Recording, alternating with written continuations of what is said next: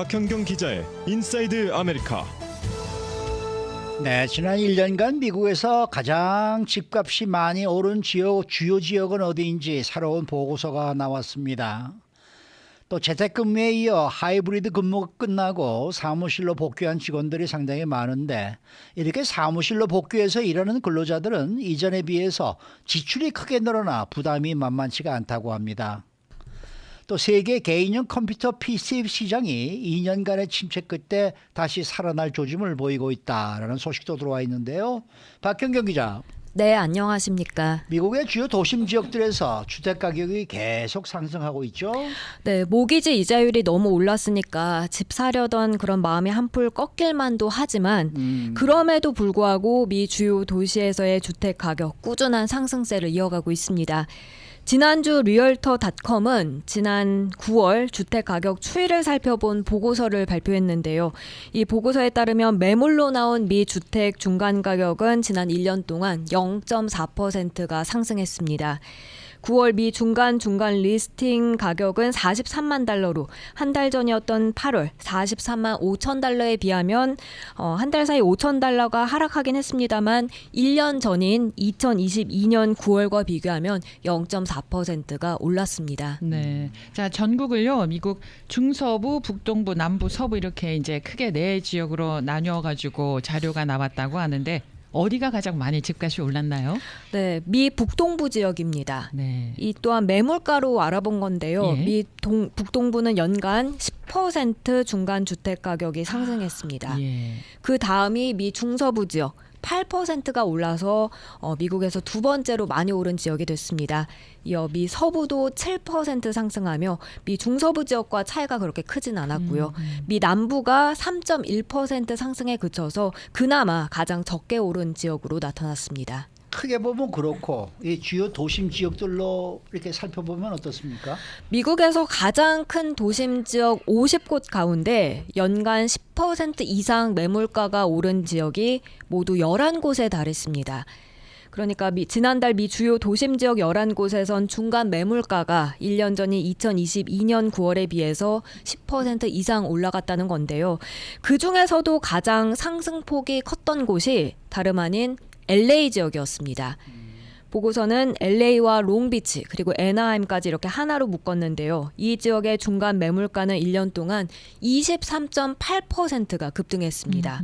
지난달 중간 매물가 117만 5천 달러로 나옵니다. 네. 그리고 네. 그러게 말입니다. 그 다음 상승폭이 컸던 곳도 캘리포니아주에 있는 지역이라고 하는데 어디입니까? 샌디에고입니다. 아, 네. 네, 샌디에고, 철라비스타, 칼스베드 이렇게 이 지역인데요. 이 지역 중간 매물가는 105만 달러로 1년 동안 18.2%가 뛰었습니다. 이어서는 버지니아주 리치몬드 15%, 오하이오주 신시내티와 로드아일랜드 프로비던스 14.6%, 그리고 보스턴 14.1%였고요. 이 밖에 오하이오주 컬럼버스, 뉴욕 로체스터, 피츠버그, 시카고, 그리고 인디애나폴리스 순이었습니다. 대체로 거의 모든 도시들에서 매물가는 지난해 말에 안정됐거나 하락했었는데 올해는 다시 상승했다는 분석입니다. 네, 이번에 이렇게 집값 상승폭이 컸던 지역들을 중심으로 이렇게 올라간 상승 배경은 무엇입니까? 우리가 살고 있는 캘리포니아주의 경우에는 미국에서 최악의 주택 부족 현상을 꽤 오랫동안 겪었을 만큼 LA와 샌디에고 집값이 가장 크게 올랐다는 건 그렇게 놀랄 만한 일은 아니라고 보고서는 전했습니다. 리얼터닷컴의 액티브 리스팅 데이터에 따르면요. LA와 샌디에고는 2020년 1월부터 보면 각각 38%와 48% 중간 주택 가격이 올라갔습니다. 예. 리얼터닷컴의 데니엘 헤이 수석 경제학자는 수요가 충족할 만큼 주택이 충분하지 않다는 점, 그걸 가격 상승 배경으로 꼽았고요.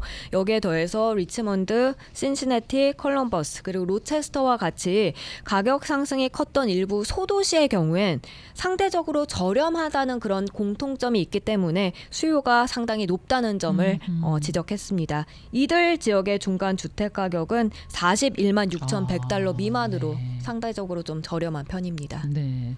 자, 그리고 또 한 가지 궁금한 거는 모기지 이자율이 올라가더라도 바이어들이 높은 가격으로 집을 구입하는 건가요? 그렇습니다.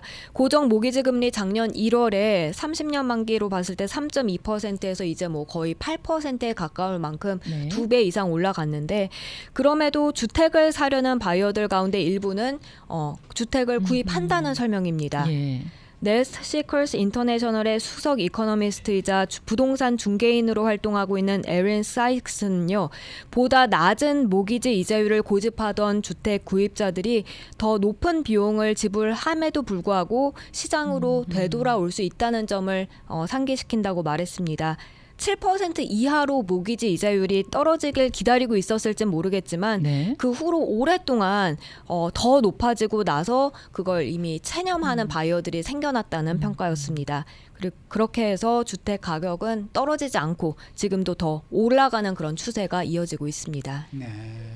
이게 뭐 주택 이자율이 높아지면은 페이먼트도 많아지고 그래도 또 보면은 나중에 인컴 텍스 할 때 또 리턴이 또 많이 또 받을 수가 있고 네. 그러니까 뭐 이것저것 이렇게 계산해 보면 뭐 이렇게 20%씩 올라갔다고 해서 정말 20%가 내 주머니에서 더 나가는 것만은 아니거든요. 네. 그러니까 이제 그런 것도 이제 있겠죠. 그리고 뭐 이제 좀 나아지면은 나중에 또 재융자를 받아가지고 그렇죠. 이제 또 하겠다는 뭐 진짜 이 생각도 하고 있을 네. 거고.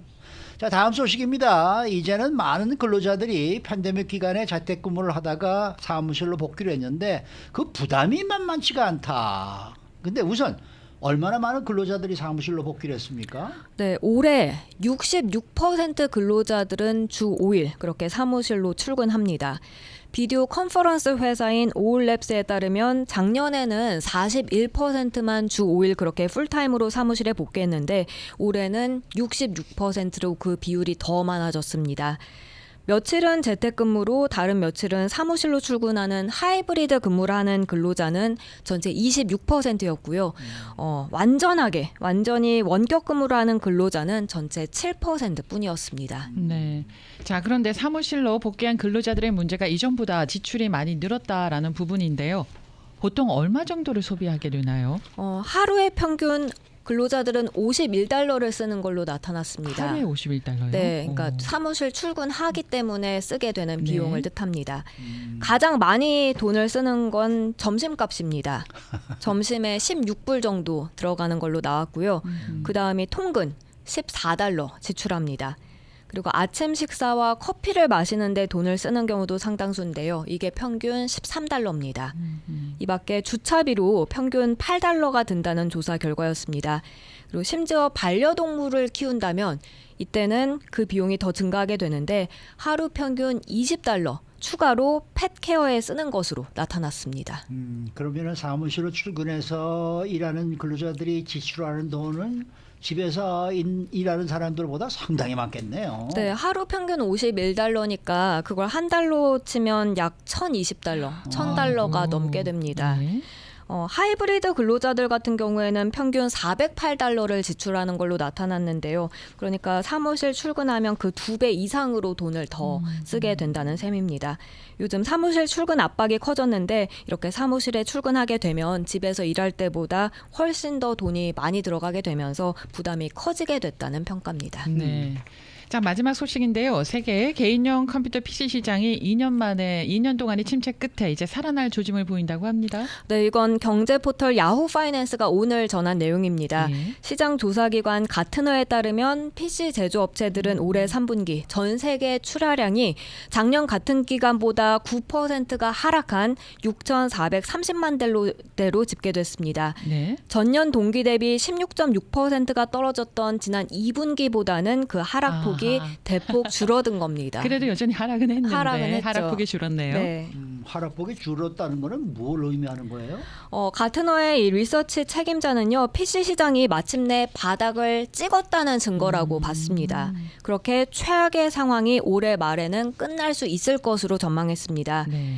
비즈니스 PC 시장은 윈도우 11 업그레이드에 따른 교체 주기가 예정돼 있고 또 코로나19 때 그때 네. 소비자들이 PC 많이 구입했었는데 네. 그때 구입했다면 이제는 교체할 그 사이클이 됐다는 평가입니다. 그렇게 PC 업체들은 팬데믹 기간 매출이 급증했었는데 지난 8분기 동안 경기 둔화, 인플레이션 그리고 금리 상승 등으로 어려움을 겪었고요. 그에 따라 PC 출하량은 수십 년 만에 최악 수준으로 떨어지기까지 했는데요. 그렇지만 내년엔 PC 출하량이 증가할 것이란 예상입니다. 예, 가트너는 4.9% 증가할 것으로 내다봤습니다. 네, 수고 많으셨습니다. 고맙습니다. 박현경 기자였습니다.